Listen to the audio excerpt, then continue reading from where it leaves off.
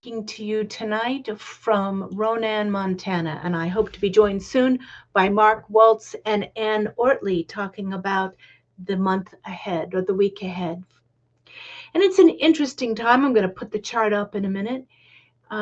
We see Mars has just turned direct after a long retrograde, and Venus is about to retrograde. And each one's in a sign that's a little odd for it. Venus is in fierce Aries, opposite the sign that it rules, and Mars is in Cancer, ruled by the moon. It's moving out of a very defensive position and into a time of softness and connection, or it would like to be soft and connected. Where it's not, Mars gets hard and crabby.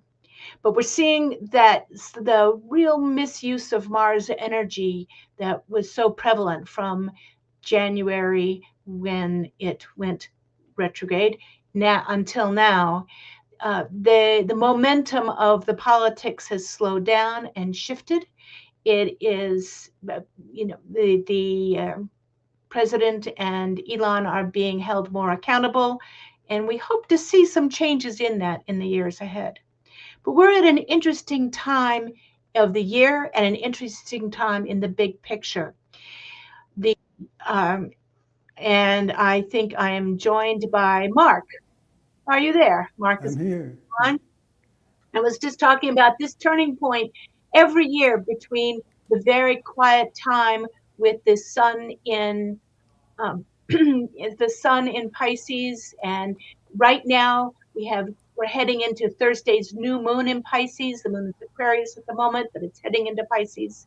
Mercury and Saturn are conjunct tonight in Pisces with Neptune in Pisces. We have all these squishiness and vulnerability and empathy and feeling for the people that are victims of the world and in their difficulties. And we wait with bated breath. The Pope is kind of flickering in and out of life at this very low ebb time of the year when it's so easy for people to step out. And yet yet Venus is already in Aries, although it's about to turn retrograde. This weekend, the moon goes into Aries, and then we see, and I think Anne's coming on. We need you to step into your studio, and she'll be right on.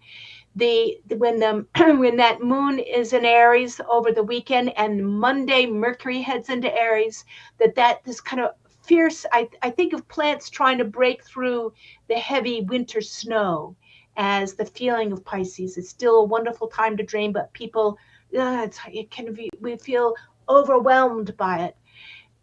The Aries comes, it's brash, it's fresh, it's intense, it's moving forward. And how do we take on that energy and move it into the next place? And we're doing this in history on a big scale as Saturn and Neptune finish their last few months in Pisces, and then they head into Aries for years. So this year's, feeling overwhelmed and being painfully aware of the bullies to a time when we have action will be speeding up soon. Now, Anne, I need you to step into the studio for us to kind of grab you and move you into position here on the thing. I see your name, but not you. So, Mark, how are you feeling about this time with the Pisces moving into that fierce Aries energy starting this weekend?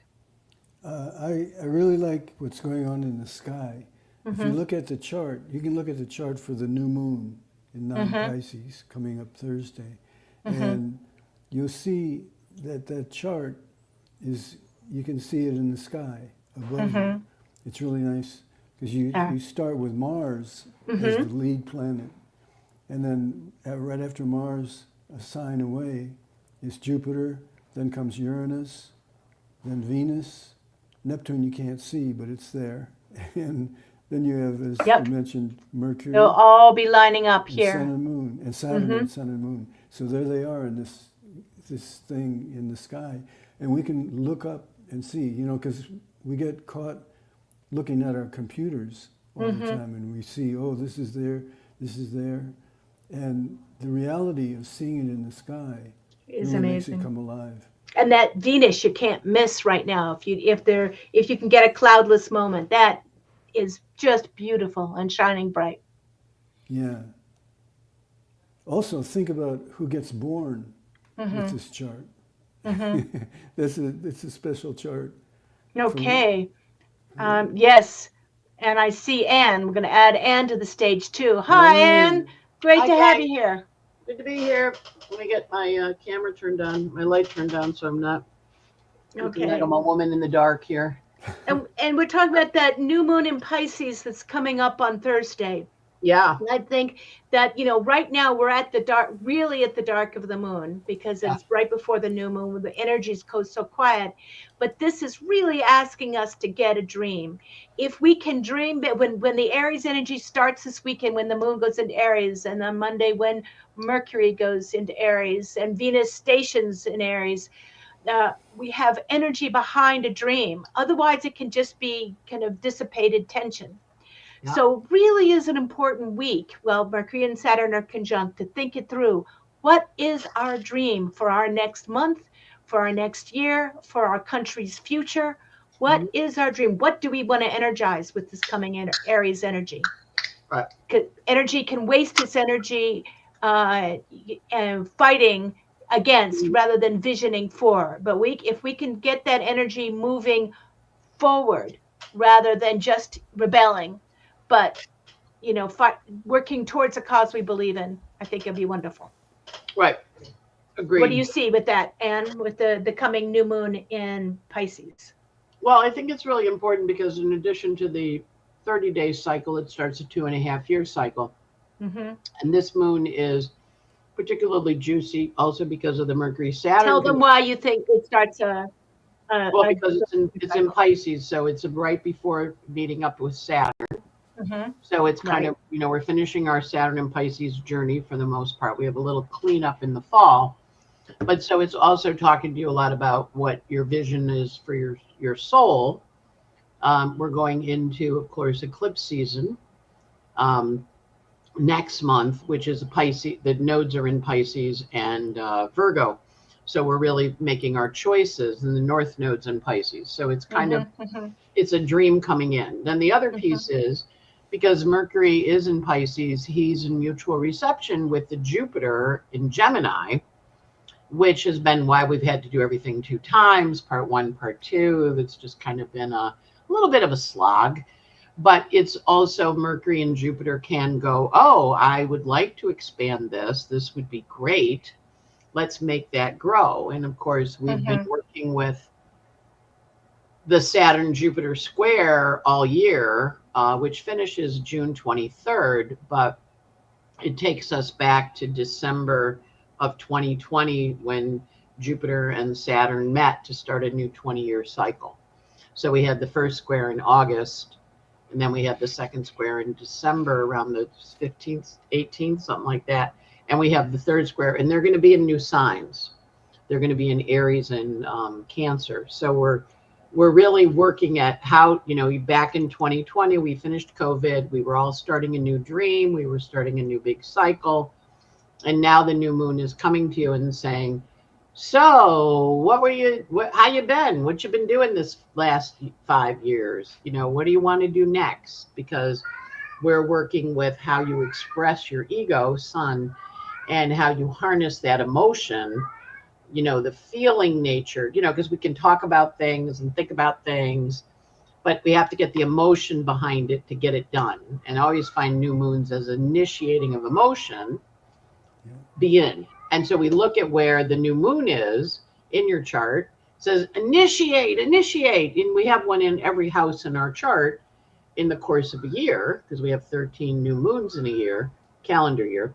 But this is a big one. I always find the Pisces one because it's like the winter is over, the vision of spring is coming, the dream of the summer vacation, or the what are you going to do? So it's a very dreamy moon, but it's a powerful one because of the Mercury Saturn combustion, and then Mercury ruling Jupiter, pulling him in, and inviting Jupiter to be part of making that happen. So I'm liking this new moon and looking at it as one that I'm definitely going to spend some time, thinking and meditating on. And the other part is all the planets are going forward, right? So when you're working in a sky where all of the outer planets are moving forward, they're all like, well, what are we doing? What are we doing? Everybody's kind of in the game. Nobody's back doing retrograde stuff, fixing things. They're all like, let's go, So I find that very helpful too. And then Mars is in a lovely working sextile with Uranus, kind of wanting to get stuff created, as he's now gone direct as of Saturday, Sunday, right? And trining Saturn, And which gives him oomph. Big grand trine in water, and then they shoot the energy out in a kite to the Uranus. So, which is like, what are you creating? So I think we've seen that a lot in the political situation, yes, where the kind of downward momentum that was so intense the last couple of weeks had sort of hit a stop, and we're hearing more resistance to the downward spiral and the beginnings of some structural support for how else we can do this. Right. As Mars turns direct and hits those aspects. Yeah, it's a time for strong response. Mm-hmm. It is. And, that Mercury-Saturn conjunction, I remember it gives a rigorous mind. I remember my father was a math professor, and almost all of his students had a Mercury-Saturn conjunction, square, or opposition. They were the ones who were finishing their math PhDs. They weren't the easiest social conversation at dinner, but right. They could really, the mind would hold on. And so tonight, our minds want to chew on something. So this whole week, be careful what your mind, what the pit bull of our brain locks onto and wants to chew on. If you don't like what it's chewing on, are you worrying, give it another bone. It won't just drop it. Right. It wants to chew on something. Just so think through, what problem do you want your back brain to be working on this week? What problem on your short term, in your personal experience, do you want to solve that will be part of a path to the bigger picture? Or what piece do you want to take on to be part of the bigger picture? Would be my suggestion for that. And the other part is it's a lot of water in the sky. So it's very fluid, very emotional. A lot of my people are calling and they're like, I am so emotional. I'm like, well, all this water. All this water, all these Pisces, it just all these, and then the mutability, everything's changing all at once, which is very destabilizing for folks. People feel very destabilized with all this stuff shifting so quickly. And the analogy I've been using is, you're in a river going, you're in a white water raft going down, a category 4. Never do category 5s, but doing down a category 4 thing, and you're bouncing around and you're hanging on to the raft and you're hoping you get through it, and we will. But if you get thrown from the raft, just point your feet downstream, and once you get through the turbulence, there'll be calm water. But it is a very turbulent chart too for the new moon. And also I would say with that, with all these planets changing signs, as all the outer planets are changing signs in a few years, in very short period of time, and that one thing we can't do is go back. Right. We can't go back to how it was. We won't be able to reinvent the country just like it was before Trump took over. No. We're going to have to go forward and invent a new way. Right. Now, with that, I think that we're going to see a lot of change of leadership across the board, because we're going to need new people in the years ahead. So I wouldn't be surprised if we see that here. And to add to that, here is the Pope's chart. Right. Speaking of change of leadership, Neptune's going from Pisces into Aries by the end of March. And then we'll back up and go forward again. But, I expect to see a real change of the guard of spiritual leaders. That doesn't mean they all have to die off, right. But that we can look for some new spiritual leaders coming up.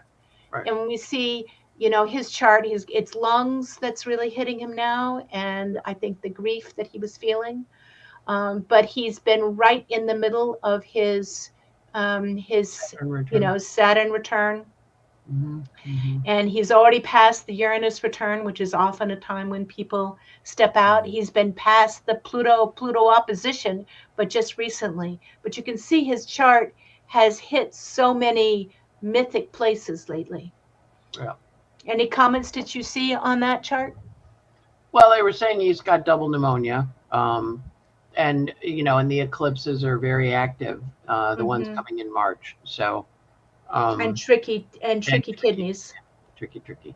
Yeah. So, when you don't get air, Mercury rules his third house of the lungs, and he's got Neptune and Virgo in there. And he's got South Node in Gemini Gemini. conjunct Chiron in the Yeah. 12th. Hmm. So the weakness of his lungs and the tendency to hold the grief there would be a strong marker. It doesn't mean it's going to kill him, but I have that South Node in Gemini, but in a different house, and lungs have always been my touchy point. Touchy point. Yeah. It's our South Node can talk about that part of the body that we tend to hold stress and that we need extra care. And Saturn squaring his Chiron and squaring his South nodes. So, Mm-hmm. yeah. And I mean, it's Saturn is when you're 29 or when you're 58, it's a different transit than when you're up there. Yeah, So and he's up there. he's up there. And before I put the chart, we got a question from one of our audience. I've got their charts ready to roll. Mark, did you have any comments that you wanted to make about the Pope or the moment? Well, I'm thinking a little about that Saturn square of the nodes. Mm-hmm. And it's a theme for him that his responsibilities as Pope are, Yeah. they feel like his whole life is about that. But it's a tough spot to be on the job all the time. Mm-hmm. But he's got the energy to do it, and so he does it. But he doesn't also, it makes him unable to retire, we'll put it that way. Yeah, that's You an don't interesting way of retire putting from- it. Yeah. Well, So I think he's been there 12 years, right? The one memories, Jupiter cycle.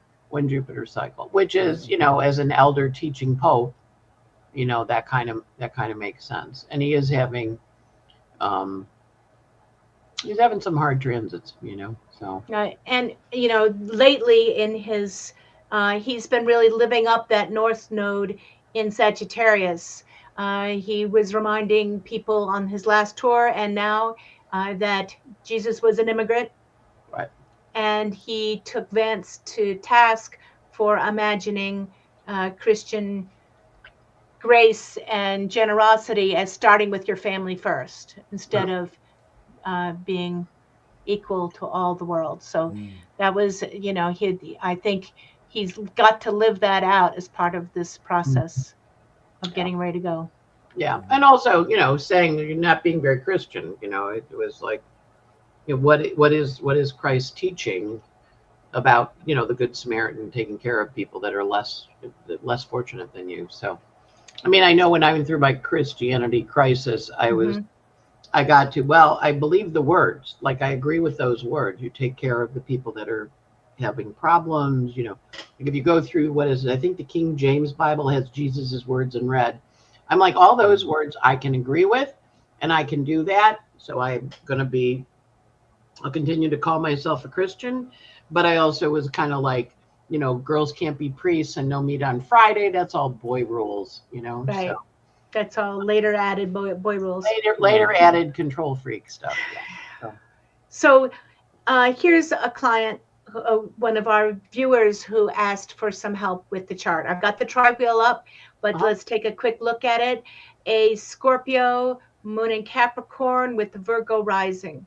Now, it's interesting that the first thing I see is she had a question about some of the astrological patterns that are happening now involving her Chiron.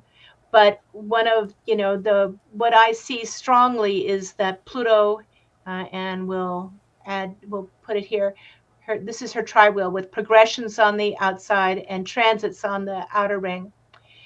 And she's just 8 months ago went through her progressed lunar new moon, so just begun a new cycle. But all year long, Pluto's going to be going back and forth squaring her sun and really saying, why are you here? Are you really living out your, and it doesn't, Pluto's not asking that as a rhetorical question. It wants you to have an answer. It says, why are you here? Kind of, what's your purpose in this next new phase, in this next 30-year cycle? What's your purpose? Mm-hmm. Mm-hmm. I see And that it's strongly. also trining her Pluto Mm-hmm. in the And first house, right? and So, we'll be coming up to trine her mhm, Saturn. yeah. So she's So, having what we call an existential moment. mm-hmm. Um, Not easy with the moon and cap at the bottom of the chart because it's also that Once, progressed moon means it's down, progressed moon and cap. That mm-hmm. means it's down at the very bottom and starting a Mm-hmm. new 30-year climb. So if you think back 30 years ago to 95, 96, when she was 25, 26, she was in a similar emotional space, but without the lunation benefit, the new moon benefit. So, Mm-hmm. Mm-hmm. that kind of speaks to a choice, and also a lot of planets at 0 and 1. So her Neptune's at 0, her Vesta's at 0 or 1, and they're all getting aspected by Pluto. Her Athena, so Pluto is. I wouldn't say it was Chiron. I would say it's Pluto. The only thing on Chiron is Venus. Do you see anything else? Did she mention why she thought Chiron was doing it to her? No, I think it was more.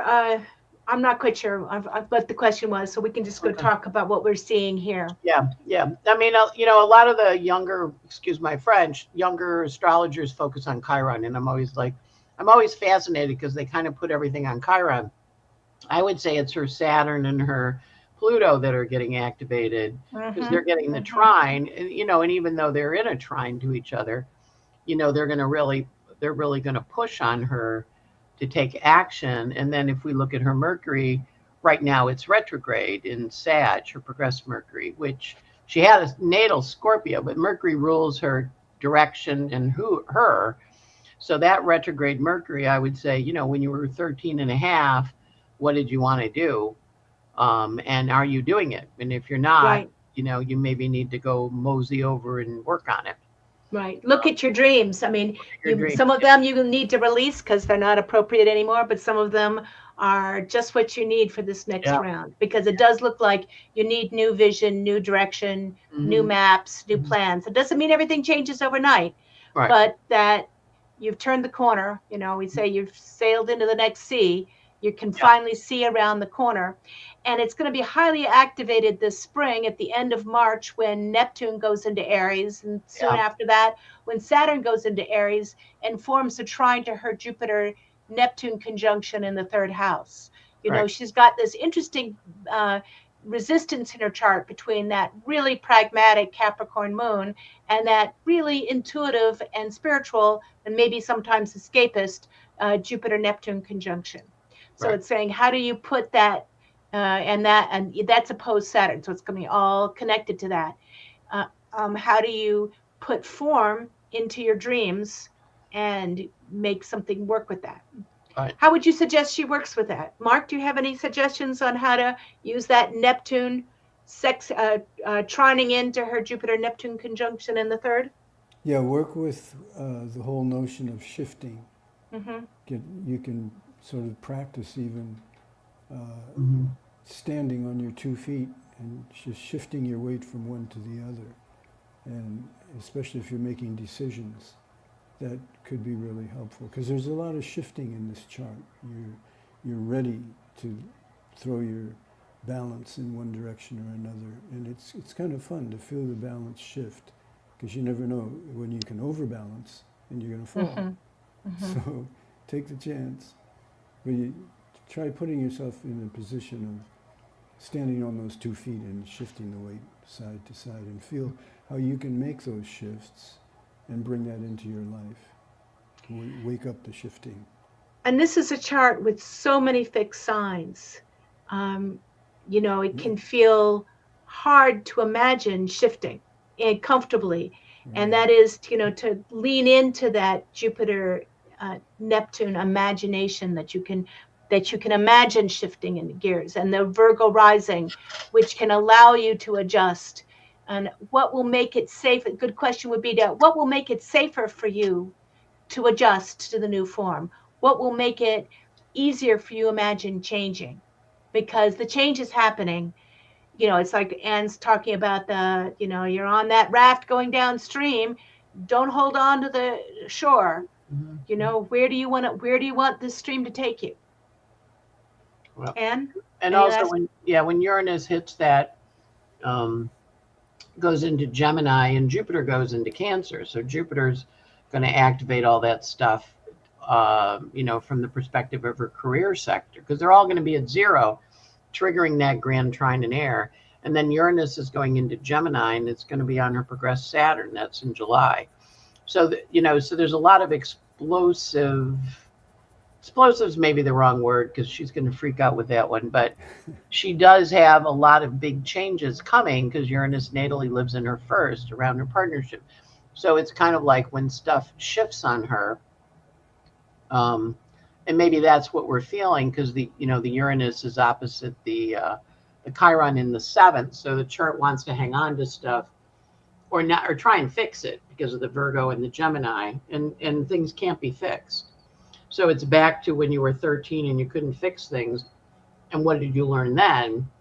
And apply those lessons now, or even the situation from when you were 13 is up to be hired to be helped because of this.